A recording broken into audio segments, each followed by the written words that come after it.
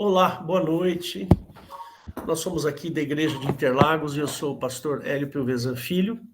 Hoje é dia 26 de 10 de 2025, um domingo. Estamos aqui reunidos para o culto da família. Nosso culto da família ocorre todo domingo às 18 horas, tá bom? O site da igreja é o www.igrejadeinterlagos.com.br, onde você vai encontrar os nossos horários de culto. Lá também tem um botão no canto superior, ao vivo, e você pode participar dos nossos cultos. Todos os cultos que nós fazemos aqui, nós gravamos e disponibilizamos no canal do YouTube. O nosso canal é Igreja de Interlagos, tudo junto. E estamos no Instagram e no Facebook, e siga-nos lá, também com esse nome. Perguntas podem ser encaminhadas para o e-mail faleconosco@igrejadeinterlagos.com.br, o que a gente vai responder com bastante alegria. E você pode também me encontrar lá no WhatsApp. Então, meu WhatsApp está lá na nossa página. Peço que você comente, curta e compartilhe e diga de que lugar que você está nos assistindo, né? E com essa atitude, as nossas gravações, elas entram no radar do YouTube e acaba disponibilizando para outras pessoas este vídeo, tá bom? E quero fazer uma rápida oração, né, para a gente poder dar seguimento aqui. Fecha seus olhos. Jesus querido, obrigado por este momento de alegria, Senhor, que nós queremos aprender de Ti, Senhor. Abençoa a Eliette, que ela possa trazer a mensagem vinda do Teu coração para nós, e que, Senhor, a Tua mensagem atinja os nossos corações e nos faça melhores. Nós queremos, Pai, melhorar a nossa vida, o nosso relacionamento contigo. Peço, Deus, que o Senhor nos abençoe e nos livre de todo o mal. Abençoa a casa da Eliette, abençoa sua família, seu filho, sua nora, seus netos, suas netas, e que na casa da Eliette, Senhor, reine e impere o teu Espírito Santo. Pedimos isso no nome santo e soberano de Jesus. Amém. É com você.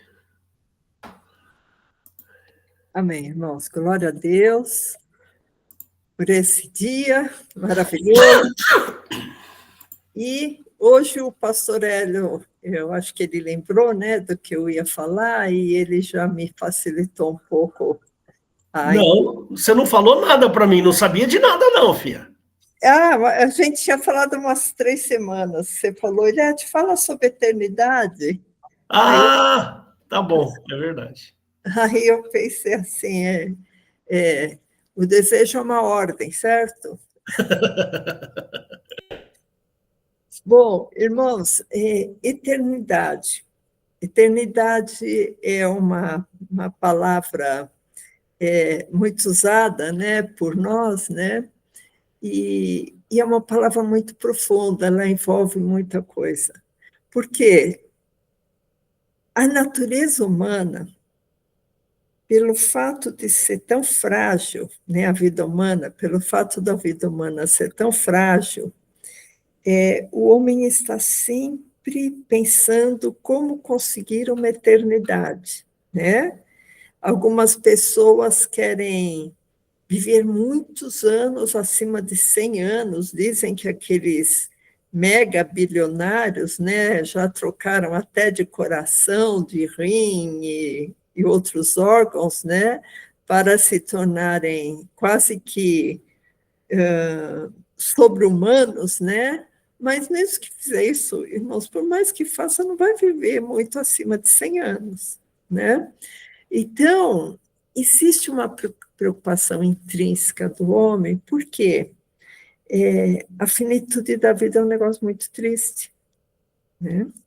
Então, Moisés ele foi uma pessoa muito especial na Bíblia, irmãos, porque Moisés ele teve aqueles primeiros 40 anos, né, vivendo em palácios, né? Depois ele teve mais uns bons anos, eu acho que foi mais 40, vivendo no deserto, em trabalho, em sofrimento, e depois ele foi escolhido para liderar o povo judeu para sair do Egito, né? Através das 7 pragas, lá que vocês sabem a história. Então, ele descreve bem a vida do homem, Tem um salmo muito poético dele, escrito, apesar de ser um salmo, não foi escrito por Davi, foi escrito por Moisés. Então, eu queria que o pastor abrisse o Salmo 90, que é um salmo muito famoso, né? E os versículos, assim, são bem conhecidos, mas eu queria ler, junto com vocês, do 1 até o 10. Deixa o pastor colocar. Ele tinha uma certa dificuldade de abrir aqui o eSword. Só um minutinho. Espera mais um minutinho que eu vou tentar, de outra forma, aqui abrir o eSword. Tá.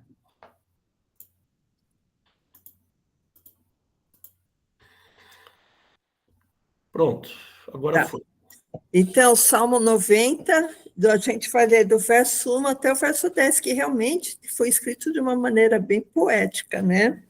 Então, Salmo 90. Isso. De eternidade a eternidade. Bom, Salmo 91. Oração de Moisés, homem de Deus. Senhor, tu tens sido o nosso refúgio de geração em geração. Aqui já aparece uma palavra, irmãos, que a gente vai depois voltar nela. De geração em geração, tá? Porque o refúgio, e esse Senhor em letra maiúscula, toda vez que aparecer em Velho Testamento, se refere a Jeová. Tu tens sido o nosso refúgio de geração em geração, né? A Bíblia, muitas vezes em Velho Testamento, confunde de geração em geração, as palavras são confundidas de eternidade em eternidade, mas na verdade quer dizer geração após geração, né? Pai, filho, neto, bisneto. Verso 2: Antes que os montes nascessem, o que tu formasses a terra e o mundo, mesmo de eternidade a eternidade, tu és Deus. Está vendo? Lá está escrito de geração em geração, e aqui mesmo de eternidade a eternidade, tu és Deus. Tu reduzes o homem à destruição e dizes, tornai-vos filhos dos homens. Esse tornai-vos, irmãos, foi dito lá no Éden, que fala, o homem é pó e vai tornar-se pó, né? Então, é como dizendo assim, olha, você já cumpriu os seus dias, você vai voltar a ser pó, você vai ser apagado, né? Não vai existir nenhum tipo de esperança para você depois dessa morte. Por isso que ele fala, tornai-vos, né? Tornai-vos, porque essa é a destruição, o homem saiu do pó e vai voltar para o pó. Porque 1000 anos são aos teus olhos como o dia de ontem que passou, como a vigília da noite. Vigília da noite, irmão, são 3 horas, porque a noite tem 4 vigílias para os judeus, né? Tu os levas como uma corrente de água, são como um sono, de manhã são como a erva que cresce, de madrugada floresce e cresce, à tarde corta-se e seca, pois somos consumidos pela tua ira e pelo teu furor, somos angustiados. Diante de ti puseste as nossas iniquidades, os nossos pecados ocultos, à luz do teu rosto, pois todos os nossos dias vão passando na tua indignação. Passamos os nossos anos como um conto que se conta, né? Quer dizer, uma coisa fugaz. Os dias de nossa vida chegam a 70 anos, e se alguns, pela sua robustez, chegam a 80 anos, o orgulho deles é câncer e enfado, pois cedo se corta e vamos voando, né? Quer dizer, acaba. Então, Moisés colocou aqui, irmãos, uma visão bem triste, bem pessimista do que é a vida, né? Olha, até 70, se você tiver sorte de passar de 80, é só câncer e enfado, né? E você vai voltar ao pó que você veio do pó, né? Então, para o homem, isso é uma coisa muito assim, desesperançosa, né? Porque a vida dele é gozar o que tem aqui. E o que passa daqui, acabou, né? Então, se a gente for olhar nos doutores Googles da vida, né? Para definir o que é eternidade, irmãos, eternidade seria alguma coisa que está fora do tempo.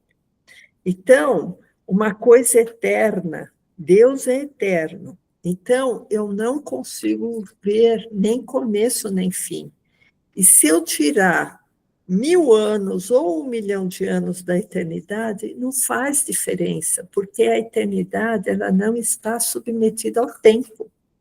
Ela está submetida a uma verdade, a uma filosofia, né? É uma coisa que é atemporal, né?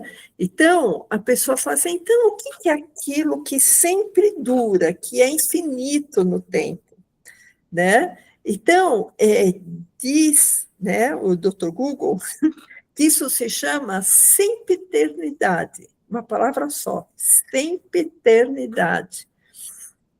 Isso seria a definição do que está submetido ao tempo, mas que nunca acaba. Né? Então, para o homem, irmãos, abstrair certos conceitos divinos é muito difícil, porque a nossa cabeça, a nossa filosofia, a nossa existência, ela é diferente dos conceitos divinos, né? Então, a gente sabe, por exemplo, Deus é eterno. O que isso quer dizer? É que ele não tem começo nem fim, né? Não tem começo nem fim de dias. Agora, o que é vida eterna? A vida eterna cristã, ela tem uma definição, porque ela tem um começo, né? O que é eterno não tem começo nem fim. Agora, a vida eterna, ela tem um começo. Ela tem um começo através de Cristo. Só que ela não tem fim. Né? A vida eterna não tem fim. Ela tem um início, mas não tem fim. Depois vocês vão entender melhor se isso estiver meio confuso, mas acho que não está, não. Morte eterna. A morte eterna é o mesmo conceito de vida eterna. Ela não tem fim, a morte eterna não tem fim, mas tem um começo. Né? Quando é o começo da vida eterna ou da morte eterna? É justamente no juízo final, porque no juízo final vai ficar definido se eu vou para a vida eterna ou se eu vou para a morte eterna. Esse é o juízo final, né? Então, aí vai ser a decisão se eu vou para o reino de luz com Jesus ou se eu vou para o lago de fogo eterno, né? Que o lago de fogo ninguém apaga, é eterno, né? Então, irmãos, outra coisa interessante, os anjos, eles não têm vida física. Então, eles não têm, assim, doença e morte, igual o homem, né? Que nasce, como a gente viu aqui em Salmo 90, né? Que nasce, perde o seu vigor, fica velhinho e morre, né? Não, os anjos e Satanás, eles são seres espirituais. E seres espirituais não morrem porque não ficam doentes, né?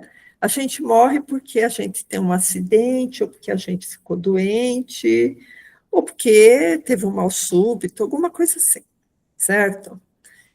E anjo, isso tudo acontece no corpo, né? Agora, o anjo, ele não tem corpo, ele é um ser espiritual, certo?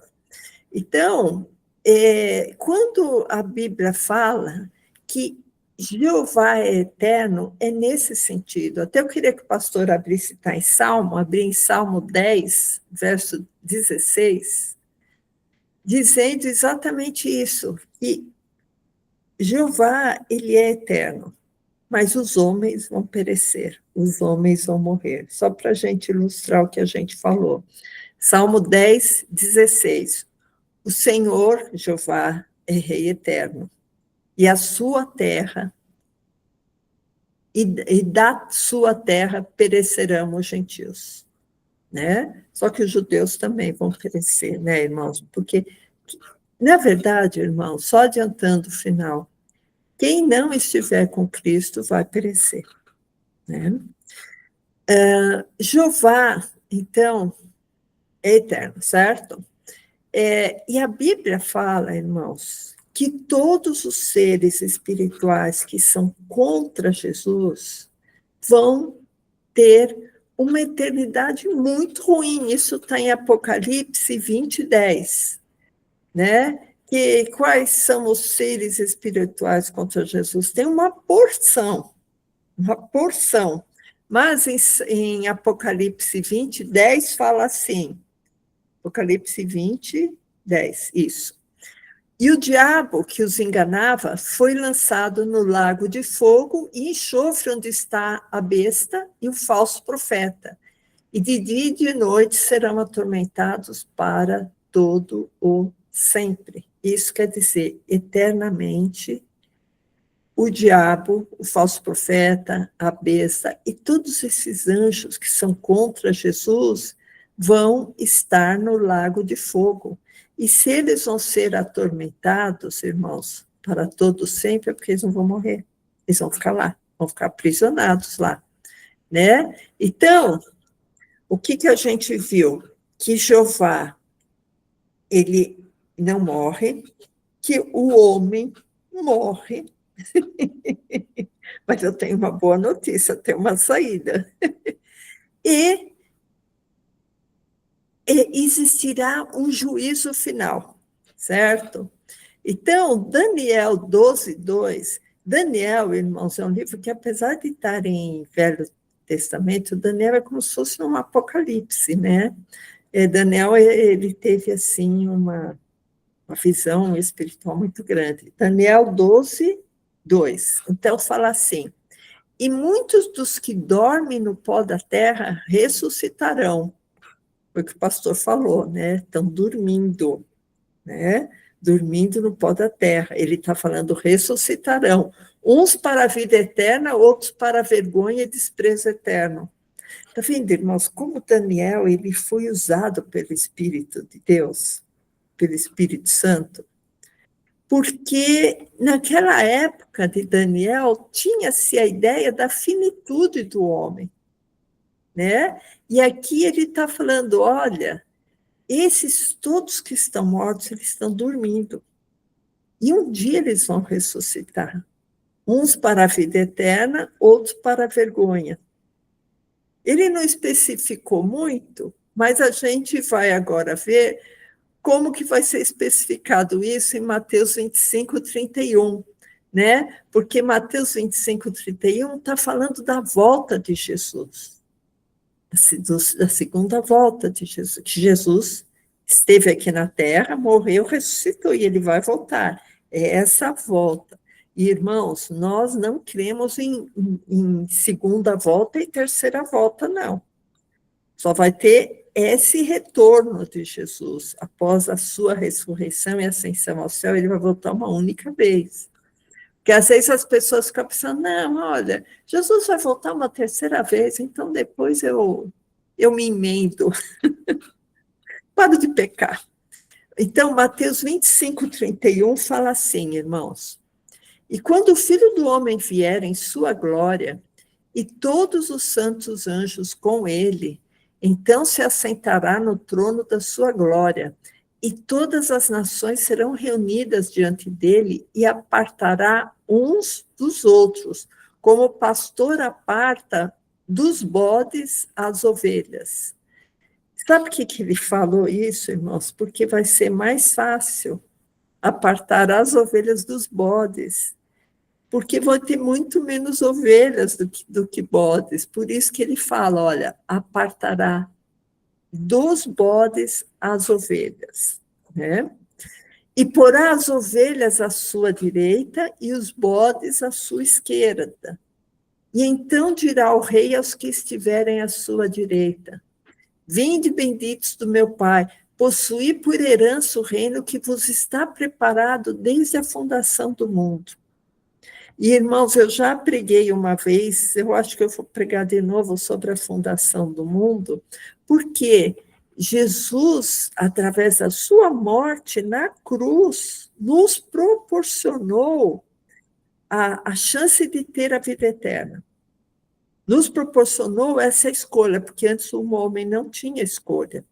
Então, quando Jesus morreu na cruz, lembra daquele versículo, o cordeiro que foi morto na fundação do mundo? Porque o mundo espiritual começou através da crucificação de Cristo. Porque antes existia um mundo material, um mundo que Jeová deu uma lei perversa que só condenava o homem. O homem só teve chance de salvação através da cruz, que, quando fala o cordeiro que foi morto na fundação do mundo, é a mesma coisa aqui no verso 34. Então dirão reis que estiver à sua direita, vinde benditos do meu Pai, possui por herança o reino que vos está preparado desde a fundação do mundo. Né? Jesus foi lá preparar lugar para nós, né? Então, o verso... eu queria que pulasse para o verso 41, pastor. Porque ele fala, mas quando, né? Quando, Senhor, fizemos a tua vontade, né? Aí o Senhor fala, olha, quando você deu roupa aos que estavam nus, deu água aos que estavam sedentos, deu comida aos que estavam famintos, né? Então, quando a pessoa tem o Espírito de Cristo, ela muda os atos dela, né? E isso aí, irmãos, é para a gente combater também aquela ideia de espíritas que a salvação vem por meio de ações. Não, a salvação vem por meio de Cristo. E quem tem Cristo vai fazer boas obras, né? O verso 41. Então dirá também aos que estiverem à sua esquerda, apartai-vos de mim, malditos, para o fogo eterno, preparado para o diabo e seus anjos. Então, a gente vê que o diabo tem muito anjo, né? Então, esse fogo eterno é aquele que a gente leu, aquele lago de fogo, né? Então, vai existir, irmãos, um julgamento. E depois desse julgamento, que existirá uma ramificação. Você está do lado... Irmãos, isso aqui, a gente tem muita tendência de levar para o lado da política, mas não é porque a pessoa é de direita que vai ser salva, tá? Só uma brincadeira, tá, irmãos? Só uma brincadeira. Agora, de esquerda tem muito bode lá, né? Bom, mas às vezes vai ter algum enganado lá, né? A gente não tem que julgar ninguém, quem vai julgar é Cristo, né? Eu só estou falando porque a gente sempre tende a fazer esse paralelismo, né? Então, irmãos, esses anjos de Satanás, né, que a gente viu aqui, o diabo e seus anjos, esses anjos de Satanás e os anjos de Jeová, eles estão aqui na Terra, irmãos, há muito tempo, desde antes do homem ser criado. Tá? Os verdadeiros filhos de Deus não são os filhos criados em Gênesis. Os verdadeiros filhos de Deus são aqueles que recebem a Jesus Cristo como seu único e suficiente Senhor e Salvador. Tá? Então, os filhos de Jeová foram criados lá na criação de Gênesis. E os filhos de Cristo foram criados quando nasceram de novo. Né? Lembra a história do Nicodemos, né? Que ele não entendia? Como que eu vou nascer de novo? Eu vou entrar no ventre da minha mãe? Não, você tem que nascer da água do Espírito, né? Então, irmãos, a gente viu que o homem natural, inexoravelmente, quer dizer, obrigatoriamente, ele está destinado à morte, certo? É aquele homem feito por Jeová lá no Éden, né? ele nasce, ele cresce, vive 80 anos, depois é muita canseira que vem, né? E ele, do ponto de vista de Jeová, do Velho Testamento, existiria uma perpetuação do seu nome através dos seus filhos, dos seus netos, dos seus bisnetos, né? Isso quer dizer que aquele nome seria lembrado por muitas gerações, de geração a geração, né? Foi aquilo que a gente leu lá no começo, né? Jeová é eterno e o homem pode viver perpetuamente com o seu nome sendo lembrado de geração a geração. Por isso, irmãos, que para os judeus, uma mulher com esterilidade, uma esposa com esterilidade, era uma situação muito triste, muito difícil, como aconteceu com Sara, né? Porque Abraão, ele não tinha filhos. E aí deu um desespero tão grande em Sara, porque Sara amava Abraão. Aí Sara pensou, nossa, o nome do meu senhor, né, de Abraão, vai ser apagado, porque ele não tem filhos. Vocês veem como era importante isso para a cultura judaica, né? Essa história da perpetuação do nome. Por isso que Sara deu Agar, né, a escrava dela, para coabitar com Abraão, para ele poder ter um filho, para ter a perpetuação do seu nome, né, que foi Ismael. E aí depois ela foi agraciada e ela gerou Isaac, certo? Essa história vocês sabem também, né? Então, para o judeu que teve essa ideia vinda de Jeová, ele vai se perpetuar através da sua semente, da sua prole, dos seus descendentes, né? Então, isso seria assim, a perpetuação seria eterna, porque seria de geração em geração, né? Eu queria que o pastor abrisse em Salmo 106, 48, né? Porque essa palavra que aparece aqui em Salmo 106, 48, é uma palavra que tem um significado, irmãos, um significado especial. Não, apesar que usa a palavra eternidade, mas quer dizer de geração em geração. Salmo 106, 48 fala assim: Bendito seja o Senhor Jeová, Deus de Israel, de eternidade em eternidade. E todo o povo diga amém, louvai ao Senhor. Então, irmãos, Jeová, ele é louvado de eternidade em eternidade, sendo que o sentido de em eternidade, seria o mesmo sentido de geração em geração. Por isso que em Salmo 7, 5, 13, pastor puder abrir, só para ver que esse de eternidade em eternidade, na verdade, quer dizer de geração em geração. Porque a gente está falando de louvor, louvar eternamente, né? Então, Salmo 7, 9, 13.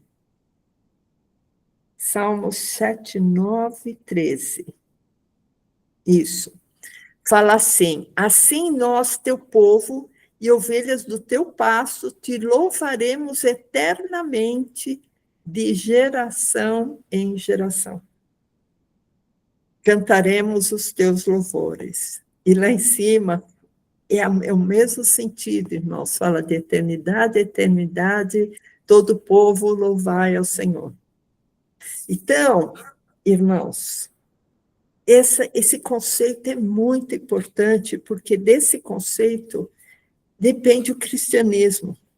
Porque de geração em geração quer dizer é eterno, mas é eterno porque a prole vai durar muito, né? Ou de eternidade em eternidade, que é a mesma coisa, o mesmo sentido de geração em geração. Então, irmãos, só para terminar essa ideia, em Salmo 89, 2, Salmo 89, 2, fala, e eu quero deixar isso muito claro, irmãos, porque tem pessoas que também têm essa ideia. Ah, eu quero viver bastante, meu filho tem que viver bastante, tem que perpetuar meu nome, né? Então, Salmo 89, 2, né, que eu falei, isso. Pois disse eu, a tua benignidade será edificada para sempre. Tu confirmarás a tua fidelidade até nos céus, dizendo, fiz uma aliança com meu escolhido, e jurei ao meu servo Davi, dizendo, a tua semente estabelecerei para sempre, e edificarei o teu trono de geração em geração. Olha, que incrível, irmãos, isso aí. O que isso quer dizer? Que ele está prometendo o trono para Davi, certo? Que depois a gente viu que não deu muito certo, mas o 89:4, irmãos, é muito interessante. A tua semente estabelecerei para sempre. Para sempre, o que é eterno, né? E edificarei teu trono de geração em geração. Isso, irmãos, é para deixar bem claro para nós que eternidade em Velho Testamento não existe. A eternidade só existe em Cristo. Só em Jesus existe vida eterna. Só em Jesus existe imortalidade. Então, em João 11, 25, agora a gente vai começar a ver, irmãos, como a gente conquistar a verdadeira vida eterna. E a verdadeira vida eterna não é de eternidade em eternidade, não é de geração em geração, não é perpetuar meu nome por gerações, não é isso. E essa é a ideia que há no Velho Testamento. Então, João 11, 25 fala assim, disse-lhe Jesus, eu sou a ressurreição e a vida. Quem crê em mim, ainda que esteja morto, viverá. E aquele que vive e crê em mim, nunca morrerá. Crês tu isto? Irmãos, esses 2 versículos são um dos versículos, vou falar que é o mais lindo, é um dos versículos mais lindos da Bíblia. Quando Jesus fala, eu sou a ressurreição e a vida. Quem crê em mim, ainda que esteja morto, viverá. Porque, irmãos, quando nós não temos Cristo, espiritualmente nós estamos mortos em pecados e delitos. Mesmo que a pessoa fale, mas a minha vida é tão certinha, eu não faço mal para ninguém, eu sou uma pessoa tão boa. Eu até acredito que Jesus existe, mas não é isso, irmãos, que Jesus quer. Jesus quer o seu coração.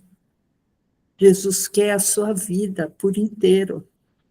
Jesus quer que você se lance nele. Jesus quer que a sua esperança não esteja numa conta bancária, não esteja na saúde aos 80 anos, não esteja em nada disso, irmãos. Jesus quer que a sua vida esteja depositada nele. Eu queria que o pastor abrisse em Gênesis 17, 7, ainda falando em Velho Testamento, irmãos, para a gente ver que Jesus nos promete a ressurreição e a vida eterna. E o que era prometido para os judeus? Que tipo de promessa eles tinham? Irmãos, vocês veem a pobreza do Velho Testamento. Gênesis 17, 7. E Jeová falando aqui, que aqui não é o Pai, é Jeová, irmãos. E sempre lembrando a vocês que a gente não crê que Jeová é o Pai, a gente crê que Jeová é o Deus desse mundo, é o Deus do Velho Testamento, é o Deus do ouro e da prata, é o Deus dos judeus, é o Deus da guerra, é o Deus das nações, e Jesus fala, meu reino não é desse mundo, nada que tem nesse mundo aqui me interessa.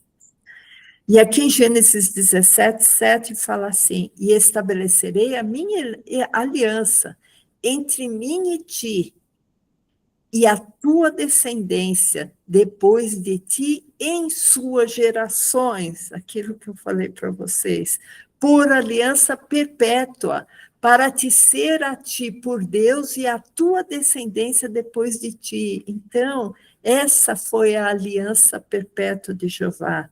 O verso 18 fala o que vai acontecer.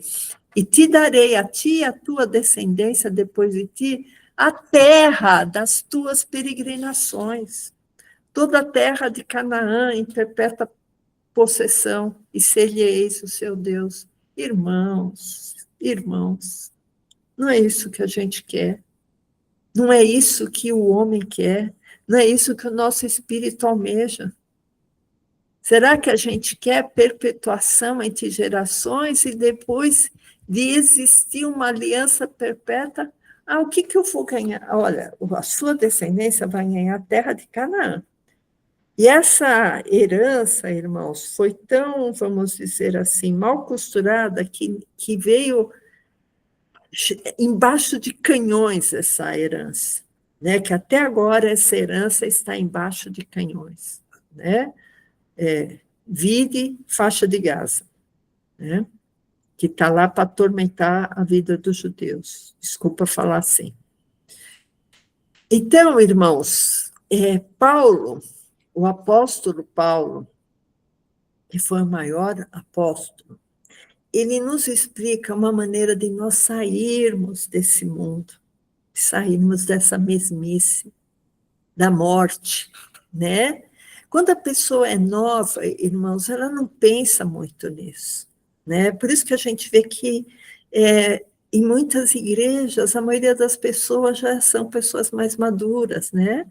Geralmente tem igrejas com jovens também, mas eles estão mais atrás de amizade, de entrosamento, né? Mas quando o crente amadurece, é como se fosse um vinho, né?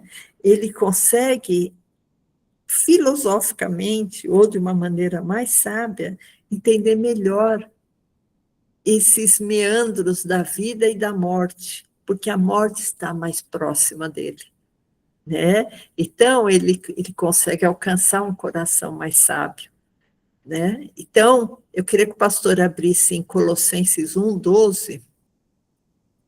Colossenses 1:12 fala assim: olha, eu vou te dar a receita para você sair da morte e alcançar a vida eterna. Colossenses 1:12. Se o pastor voltar um pouquinho em cima, volta ao 10, pastor. Mais um pouco para cima. Deixa eu ver, mais um pouco para cima. Deixa eu ver. Não, acho que eu vi coisa a mais. Volta mais um pouco para cima, até ter o título. Deixa eu ver. Aqui. Tá. Ações de graça. Não é o que eu pensei. Então, a gente está em Colossenses 1:12. Dando graças ao Pai que nos fez idôneos. O que é ser idôneo, irmãos? Idôneo é ter condições, é ter um passaporte para entrar lá. Idôneos para participar da herança dos santos na luz, lá na luz inacessível, o qual nos tirou da potestade das trevas, quer dizer, esse mundo que jaz no maligno, e nos transportou para o reino do Filho do seu amor. De que jeito, irmãos? Então, aqui Paulo está falando, o Pai fez isso, Jesus fez isso. 1:14, em quem temos a redenção pelo seu sangue. Então, irmãos, a nossa redenção, nós somos redimidos por causa do sangue, por causa da morte de Cristo. Por isso que a gente sempre fala, a morte de Cristo não foi um erro judiciário, teve um propósito, porque ele se deu no meu lugar. Jesus se deu ao sistema da lei que me condenava, a lei de Jeová que me condenava. Jesus se fez como um cordeiro perfeito, morreu em meu lugar, a saber, a remissão dos pecados. Então, Jesus, irmãos, nos fez idôneos para participar dessa herança. E essa herança, irmãos, não é a Canaã, não é aqui na terra, não é uma conta bancária, não é uma casa grande, uma casa na praia. Não, não é essa herança que eu quero, irmãos. Eu quero uma herança lá no céu com Jesus. Essa herança, irmãos, será junto com o Pai, que a gente nunca viu. Ninguém nunca viu o Pai, porque o Pai está na luz inacessível. Luz inacessível quer dizer que ninguém teve acesso. A gente tem acesso ao Espírito Santo, a gente tem acesso a Jesus através do Espírito Santo. A gente tem acesso ao Pai, porque Jesus é o nosso mediador, mas nunca ninguém viu o Pai. E quando a gente estiver lá no céu, vai ser diferente, irmãos, porque a gente não vai ter esse corpo aqui, de carne, osso, músculo e nervos, que não herdamos do Pai, herdamos aqui da terra de Jeová, né? Agora, pula para o verso 21, pastor, Colossenses 1, 21. Ah, saiu, volta lá, pastor. 1, 21. E vós também, que noutro tempo erais estranhos e inimigos no entendimento pelas obras más, pelas vossas obras más, agora, contudo, vos reconciliou, e isso, irmãos, eu digo para todos nós, mesmo para os que se consideram bonzinhos e caridosos, porque não é caridade que vai nos levar ao céu, é o sangue de Cristo. É eu aceitar Cristo como meu suficiente Salvador, como meu Deus. É a única maneira de alcançar a vida eterna, irmãos. Verso 22. No corpo da sua carne pela morte, para perante ele vos apresentar santos, irrepreensíveis e inculpáveis, porque se não for através de Cristo, nós não somos irrepreensíveis e nem inculpáveis. Porque Cristo somos revestidos por Cristo. Porque senão, irmãos, a gente não pode ser idôneo para alcançar a vida eterna. Queria que o pastor abrisse em Gálatas 4:3, porque, irmãos, a conversão equivale a você nascer de novo, ser um nenezinho que vai tomar um leitinho, né? E depois vai crescendo com o leite racional, né? Gálatas 4:3 fala assim: assim também nós, quando éramos meninos, estávamos reduzidos à servidão, à escravidão, debaixo dos primeiros rudimentos do mundo, que é a lei, irmãos. Mas vindo a lei de Jeová, mas vindo a plenitude dos tempos, Deus enviou seu filho, nascido de mulher, nascido sob a lei de Jeová, para remir os que estavam debaixo da lei, a fim de recebermos a adoção. Porque quem está debaixo da lei, irmãos, não tem condições de subir aos céus. Ninguém será justificado perante Deus através de obras da lei, sendo cumpridor da lei de Jeová. O que está dizendo aqui? Para remir os que estavam debaixo da lei, a fim de recebermos a adoção de filhos. Por isso, irmãos, que Jesus explicou tão bem o que é a vida eterna através da sua oração sacerdotal, que está em João 17:1, que eu queria que o pastor abrisse. João 17:1. E fala da oração sacerdotal de Jesus. Jesus falou assim, e levantando seus olhos ao céu, disse: Pai, é chegada a hora. Isso aqui, irmãos, foi pouco tempo antes da crucificação. É chegada a hora. Glorifica o teu filho, para que também o teu filho te glorifique a ti. Assim como lhe deste poder sobre toda a carne, para que dê a vida eterna a todos quantos lhe deste. Mas, irmãos, a importância da morte de Jesus na cruz. E a vida eterna é esta, que te conheçam a ti, só, por único Deus verdadeiro, e a Jesus Cristo a quem enviaste. O meu Deus, irmãos, não vai ser meu trabalho, não vai ser meu filho, não vai ser minha esposa, não vai ser meu carro, não vai ser minha casa, não vai ser nenhum valor aqui. O meu Deus a quem eu vou servir. O meu Deus é a quem eu me preocupo. O meu Deus é a quem eu dou meu coração. Esse é o meu Deus. E pessoas, às vezes, têm deuses que estão aqui rodeando ela. Aí Deus está falando assim, olha, a vida eterna é essa, que te conheçam a ti só, por único Deus verdadeiro, e a Jesus Cristo a quem enviaste. Essa é a vida eterna, irmãos, porque se não for assim, você não vai alcançar a vida eterna. Eu sei que a vida da gente é atribulada, que a vida da gente é sofrida, que a vida da gente é trabalho, é luta, mas tem uma hora que a gente vê que a coisa vai findando. E quando a coisa vai findando, a gente tem que estar preparado. E a preparação é essa. Tenha Jesus Cristo como seu único Deus e Salvador. Isso daí, irmãos, não é investimento espiritual, não é barganha.